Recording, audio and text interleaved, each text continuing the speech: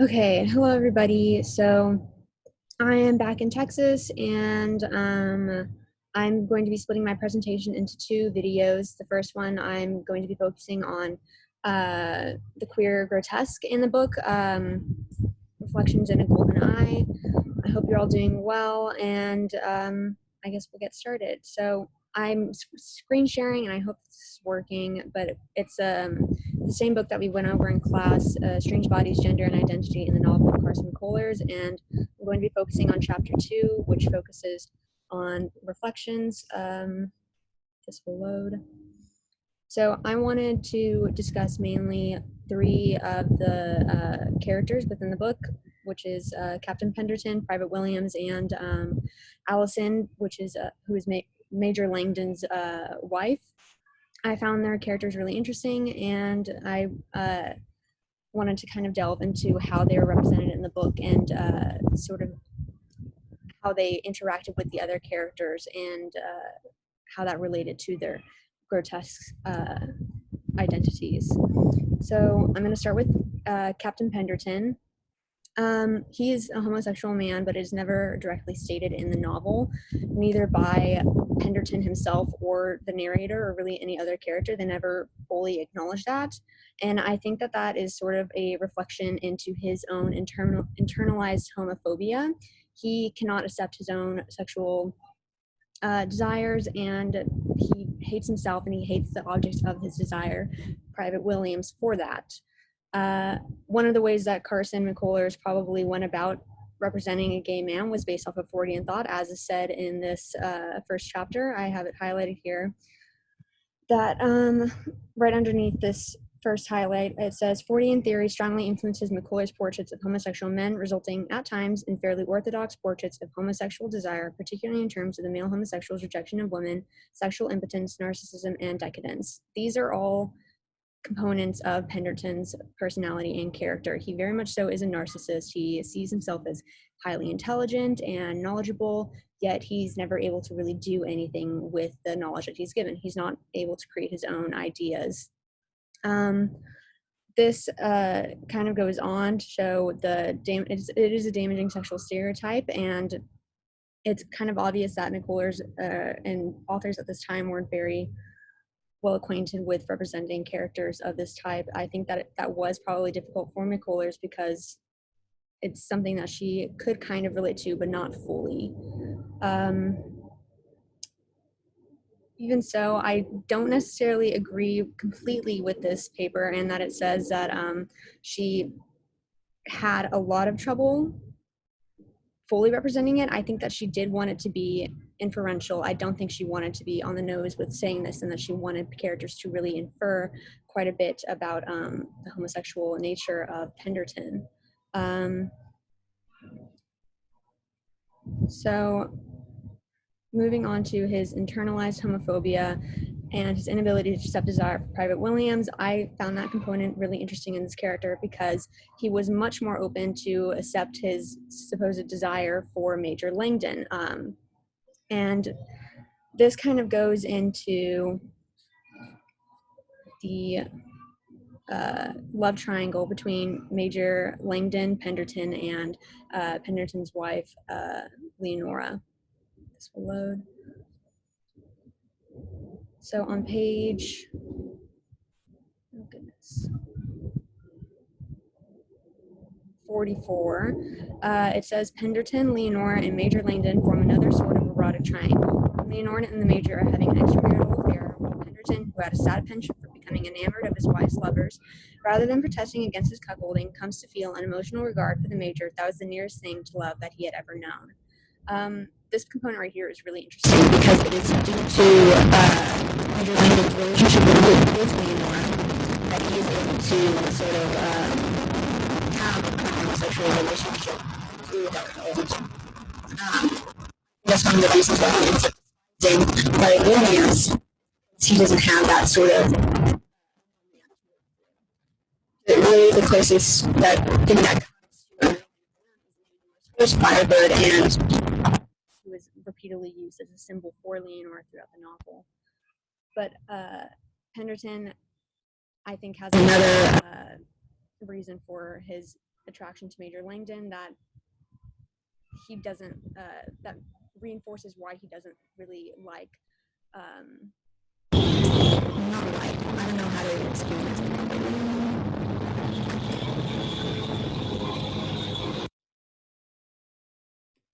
Sorry, I had to move inside. There's a lot of construction going on around my house at the moment.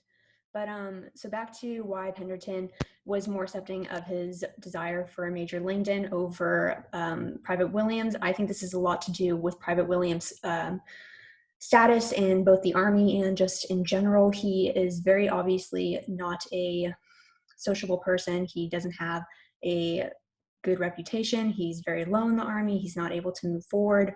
And it is repeatedly shown how he really is incapable of discernible thought, I suppose. He has a lot of problems with making decisions that move himself forward in life. He just doesn't bother himself with it. And Major Langdon does. He's a masculine man. He very much so represents somebody that is capable and accomplished and successful.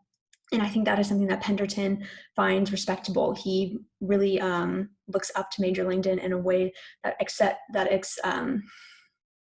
exceeds just a romantic sort of emotion.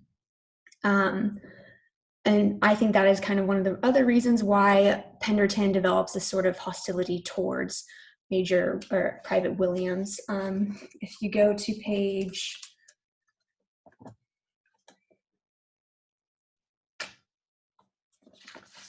370 in the novel, it says, yet the captain felt an aching want for contact between them of some sort. The thought of the soldier tantalized him continually. He went down to the stables as often as he could reasonably do so. When the captain knew in advance that he would meet the soldier, he felt himself grow dizzy. The dumb eyes, the heavy sensual lips that were often wet, the childish pageboard bangs. And it goes on to show kind of his growing obsession for him, but it's obvious repeatedly how much the captain puts himself forward to criticize Private Williams. He's constantly calling him out for doing stupid things or just belittling him in really any way that he can. And that is not something that he can do to Major Langdon, because Major Langdon doesn't make mistakes like that, and because Major Langdon is above him in the Army, which I think makes his sort of emotions more acceptable to Pemberton. Finally, the last Fordian component of this character that I wanted to discuss is his aversion to the femininity and women in general. He hates his wife. Very obviously, it is quite apparent how much he despises Leonora and her ability to represent a masculine and powerful front that he just does not seem possible of. This is repeated through symbolism. For instance, when he tries to ride Firebird and tries to sort of dominate her horse and fails spectacularly, it is just another symbol for how Leonora dominates him in their marriage and can have the relationship that he wants but can't have. Leonora, I think he despises her because while she should be the feminine and the weaker component of their partnership, he obviously falls into that category over her. Furthermore, he also hates Allison Langdon for really no good reason other than that maybe she's more aware of his tendency towards petty theft and things like that. She doesn't like him and he doesn't like her, but his reasons seem juvenile. So moving on to the next character, I wanted to talk about Private Williams and his role as a foil to Pemberton. As I was reading this novel, I found so many ways that they sort of countered each other and how their roles reflected each other in complete opposite ways. For instance, Private Williams grew up in a patriarchal house. His mother died when he was young, I believe, and he had an aversion to women, but it was not due to a sexual aversion just by his own sexuality. It is because of how he was raised, how his father expressed what women would lead to, and that was sickness. Right here on page 42, we see In this excerpt, these complaints are what Private Williams terms the bad sickness in women, which the above examples of ailing femininity already suggest. As I will show, this fear of women, specifically her genitalia and womb, results in male hysteria. And then it goes on to talk about Miss Amelia from The Ballad of the Sad Cafe. This sickness was very particular to his aversion to women. It was the only reason why. And then when he has a sexual awakening by seeing Leonora naked, it starts to dissolve, which is a very opposite reaction that Penderton has to Leonora's nakedness, which is she asserts her dominance in it, and he obviously has a very negative reaction as he immediately expresses his hatred for her. Furthermore, another way that they are loyal to each other is in their obsession with their objects of desire. Private Williams and Captain Penderton are very stalkerish in their habits towards their sexual desires and their objects of desires. Penderton will follow Private Williams everywhere he goes. He tries to catch him and beat with him any chance he can. Private Williams, obviously, as we all know, he watches Leonora in her sleep every chance that he gets, and he will stay in there and stare at her as long as he can until he sort of builds up his courage to try and initiate a relationship, which ends quite badly for him. Finally, the last point that I think that they are foil to each other is through the repression of their sexual desire. Private Williams represses his sexual desire because of his fear of women and of the sickness that he can get from them, whereas Penderton represses his due to internalized homophobia and disgust with himself, that he is not able to comprehend his sexual desire, or at least not accept it. And then on to the last character that I wanted to discuss. I wanted to talk about Allison. The grotesque in Allison is, I believe, in her inability to be a mother and be a wife, because when she loses her daughter, it obviously affects her quite badly. So to begin, I wanted to read this excerpt that is highlighted on the screen. Reflections in a Golden Eye, silly Leonora Penderton, or the hysterical Allison Langdon, who chops off one of her nipples with garden shears. The feminine then, if not entirely absent, is at least objected from Nicole's fictional world, except when it is assumed by men, a phenomenon I explore in later chapters.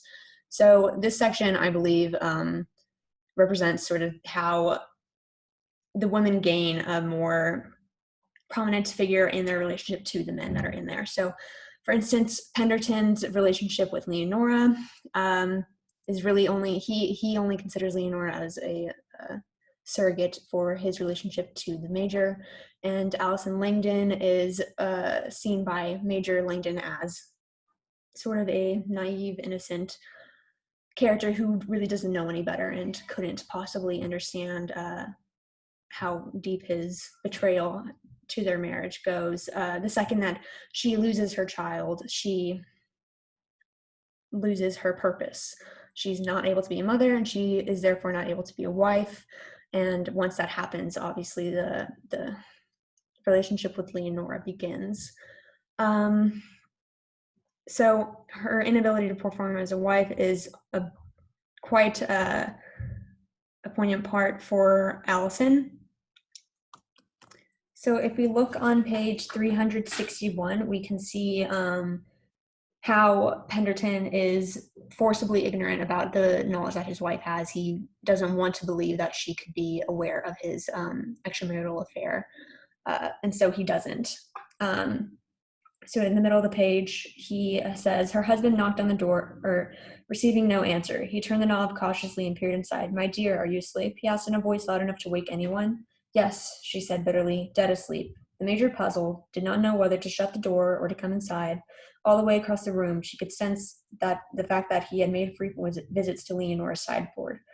Here it is quite obvious that she is fully aware of their relationship, but he continues to try and be unaware. And on the page right before on 360 at the bottom, we see full awareness of all the other characters' downfalls from Allison's perspective. She says, Morris Langdon, in his blunt way, was as stupid and heartless as a man could be. Leonora was nothing but an animal, and thieving Weldon Penderton was at bottom was at bottom hopelessly corrupt. What a gang. Even she herself she loathed.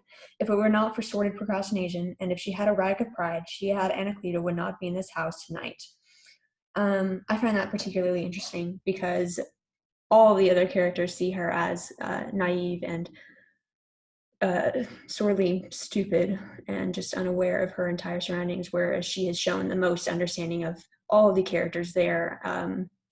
She's very aware of how Leonora doesn't actually present herself as anything other than sort of a brute. She very much so uses her strength over and over her husband and just her general dominating personality to get what she wants and act how she wants.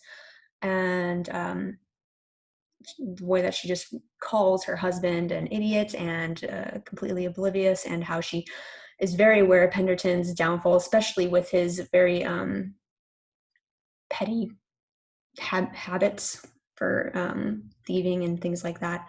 It's interesting how the character that they probably undermined the most ended up being the most self-aware. Finally, so I wanted to talk about how the grotesque lends itself to their versions of love. Penderton's obsession with Langdon and William is due to his relationship with his wife and horse, as we have discussed. William's first sexual awakening occurs with Leonora, which leads to his obsession because she is the first character, first human at least, that he definitely finds desirable, and he can't move away from that or see anybody else in any other light. And then Alice's obsession is closest to other gay men, Anacleto, who acts more like a father and a husband when Langdon ever could. Allison's obsession is very interesting because she has such a close relationship with Anacleto, but it can never go any further because of their own sexual desires. They couldn't have a romantic relationship, despite how Anacleto in a lot of ways is more of a husband and father than Major Langdon ever could be for Allison.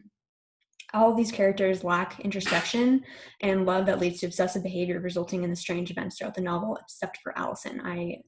She very much so is aware of her own faults and that of everybody else. But I think in terms of this novel, she is the most fully realized character, whereas some of the other characters seem a bit more hollow or single layered or just incomplete. Now I would like to read a few passages from the novel that I think really express the characters and their obsessions and everything like that. So if you go to page 344 of the novel, it's the second paragraph, and it says, "Green, shadowy moonlight filled the room. The captain's wife slept as her husband had left her. Her soft hair lay loosened upon the pillow, and her gently breathing chest was half uncovered. A yellow silk spread was on the bed, and an open flask of perfume sweetened the air with a drowsy scent. Very slowly, the soldier tiptoed to the side of the bed and bent over the captain's wife. The moon softly lighted their faces, and he was so close that he could feel her warm, even breath. In the soldier's grave eyes, there was at first an expression of intent curiosity, but as the moments passed, a look of bliss awakened on his heavy face. The young soldier felt in him a keen, strange sweetness that never before in his life had he known." This, I think, really shows just how deeply obsessed Private Williams was with Leonora, and how he kind of explored that relationship in the only way that he could, which was through stalking her. If you go on page 320, you see the sexual awakening that he goes through. Private Williams had indeed seen Mrs. Penderton as she left the hearth and walked upstairs to her bath, and never before in his life had this young soldier seen a naked woman. He had been brought up in one household, exclusively male, from his father, who ran a one-mule farm and preached on Sunday at a holiness church. He had learned that women carried in them a deadly and catching disease which made men blind, crippled, and doomed to hell. In the army, he also heard much of this talk of this bad sickness, and was even himself examined once a month by the doctor to see if he had touched a woman. Private William had never willingly touched or looked at or spoken to a female since he was 8 years old. Obviously, this kind of continues throughout the novel. He still does not talk to women really at all unless absolutely necessary. For instance, if Leonora is talking to him about her horse, but even then, the responses are not very explored. Moving on to Penderton.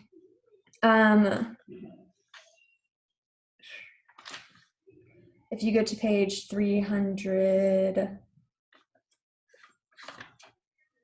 71, you see, once as they were nearing each other, the captain saw him unwrap a bar of candy and drop the paper carelessly on the neat strip of grass bordering the sidewalk. This had infuriated the captain, and after walking for some distance, he turned back, picked up the wrapper, and put it in his pocket.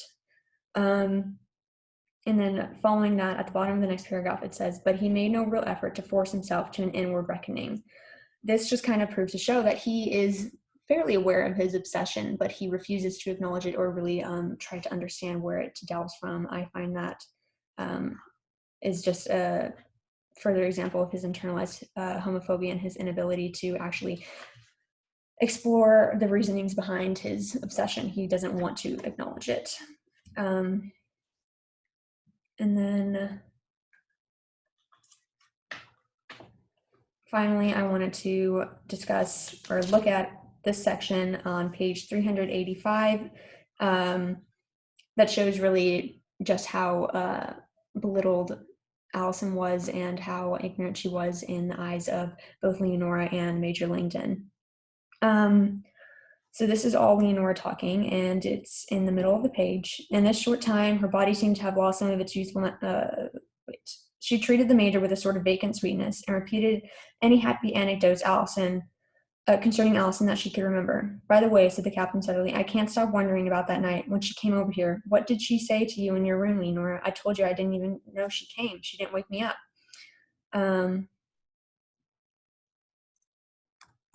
Excuse me, I meant on page 386. This is still Leonora talking, though. Think of it. I guess the horse hadn't been ridden for years, and as soon as she got on him, he just lay down and started to roll her. And I thought to myself that that was the end of Allison Langdon, and shut my eyes. But do you know, she had got that horse up in a minute and was trotting around the field as though nothing at all had happened. You never could have done it, Weldon. And Anacleta was running up and down like a drunk jaybird. Lord, what a good time. I never was so surprised. So it's obvious that at times Allison has shown that she is a quite capable figure, and here Leonora really has quite a memory of her being able to accomplish things that she had never assumed Allison capable of, and yet she still purposefully, her and Major Langdon saw her in a very naive light. I think that's going to be it for this particular video. In the next one, I plan on discussing the role of gender in these characters, and I believe that I'm going to include a clip from the movie, or at least a trailer, to show how those characters were represented in them. The movie, I think, was a little too on the nose with a lot of the characters and how they were represented. It didn't really leave much to interpretation, as this book has done. And yeah, so I guess I will see y'all in the next video.